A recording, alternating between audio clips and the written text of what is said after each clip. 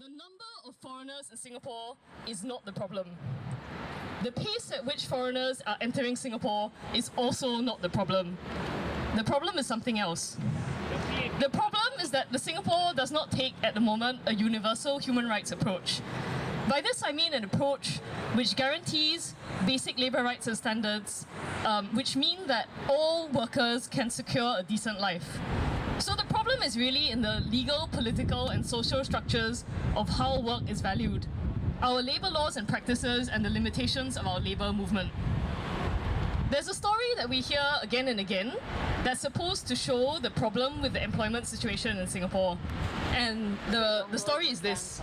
I'm just going to use the name Robin because it's gender neutral. Robin, my example, used to be a PMET. Maybe Robin has a degree or a master's degree or even a PhD, but now a foreigner has Robin's old job and Robin is driving a taxi. This is the story that we keep hearing, especially on the internet. This story is supposed to tell us that Singaporeans have been deprived of our rightful places. But it seems to me that the more important question to ask when you hear the story is this.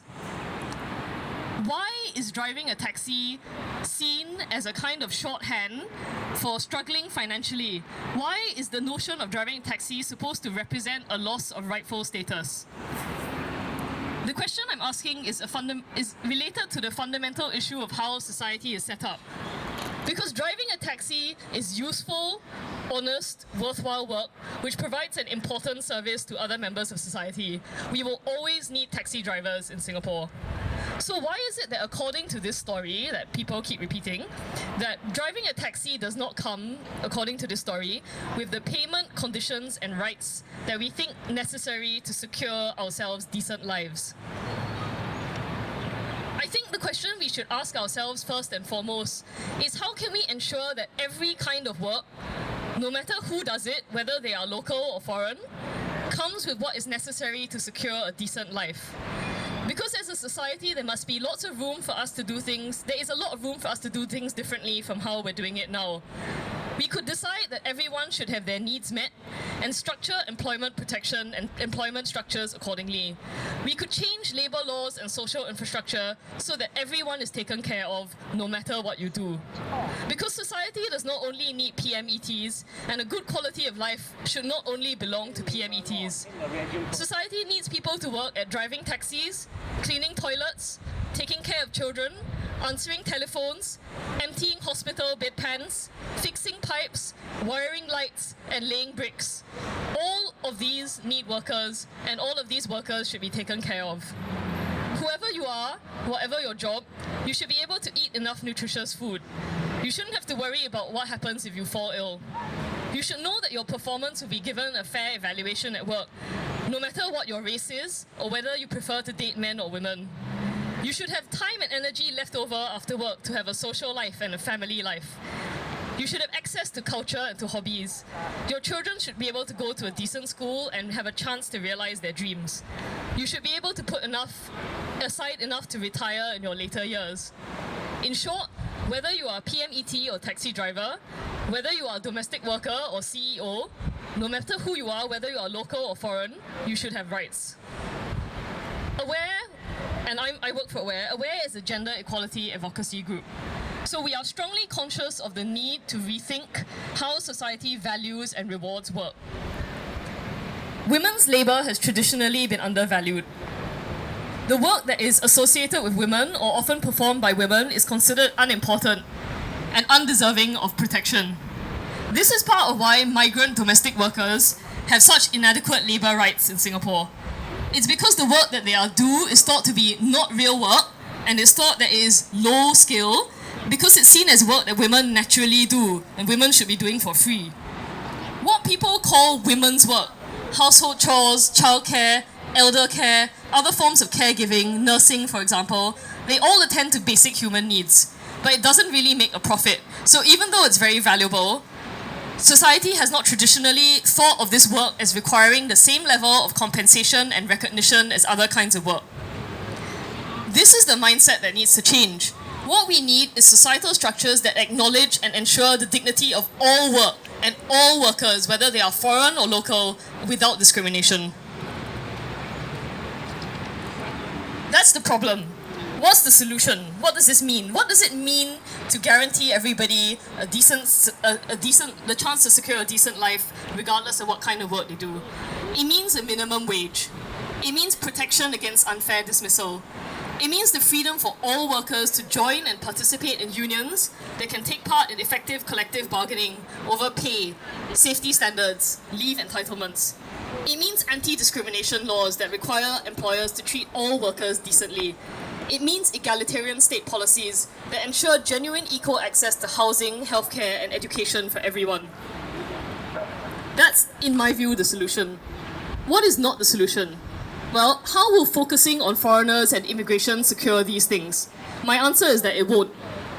By casting foreigners, or their presence, or their personalities, or their numbers, or their work conditions, by casting foreigners as the main obstacle to Singaporeans obtaining fair wages and labour rights, we do harm not just to them, but also to ourselves. Some people are creating increasingly a hostile and unsafe society. We all know about the response to the Philippines Independence Day celebration. Put on your number 4s with full battle order, one person tweeted. Gilbert Gold posted on Facebook, "We will treat your celebration as a declaration of war." This kind of violent, aggressive, and militarized language has no place in a human rights movement. We are kidding ourselves if we think that the only threats to human rights come from the state and not also from non-state actors who deploy this kind of language and this kind of rhetoric.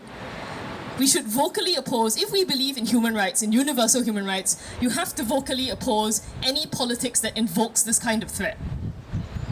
And it goes beyond the online space. Recently, someone told me that colleagues of his were confronted on public transport and told that they should go back to their own country. Recently, the media reported widely on a spitting incident at a bus interchange. 2 people were waving their pink ICs at each other and quizzing each other to find out, hey, are you Singaporean enough? Singaporean enough for what?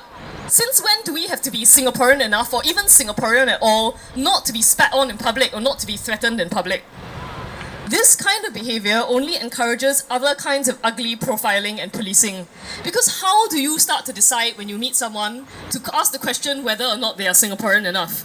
How do you do this? Well, most people do this by appealing to stereotypes about ethnicity, about race, about the language that they hear people use, about the forms of speech, about their family, like are they married to a foreigner, or they ask questions about their names, if their names sound like, quote, foreign names, unquote. This kind of policing doesn't help people to stand together. It doesn't help the battle for universal rights. Instead, it divides people by encouraging fear and suspicion about diversity. When people raise concerns about immigration policy, this may not be their intention. The intention may not be to encourage this. But if you continually emphasize that the true blue Singaporeans deserve more than others, belong more than others, and are being cheated out of their place in society by others, then the only possible outcome is xenophobia against those others. If we repeat again and again that the simple presence of some people here is illegitimate, that their presence is illegitimate and excessive, if we keep saying, your job is the reason why I don't have a job, then we are breeding the conditions for hostility and violence. It is inevitable.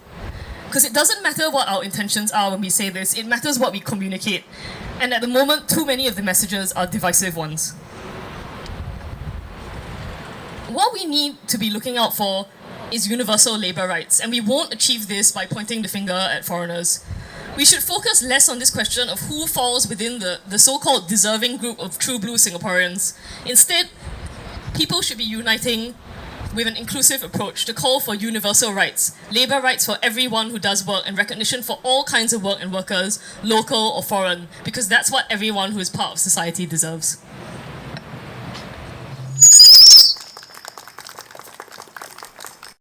Aware, speaking on behalf of Jolene. Welcome to our event today. It's an event to advocate for fair wages and rightful employment for workers in Singapore. So thank you for coming. We're holding this event in commemoration of Labor Day. Are you still able to hear? Sorry. Yes. Yeah. So 1st of May was Labor Day.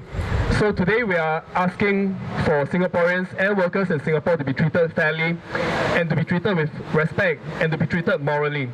There are some things, as Jolene from Aware have said, that the Singapore government might not have done to protect the workers of Singapore, to protect our wages, to protect our employment, and to protect our livelihoods, our healthcare and our education, and that is why we are organizing this event today. But we do have speakers. Later on we have Mr. Tan King Lian, the 2011 presidential candidate. We have Mr. Leong Tze Hien. We have Ms. Han Hui Hui.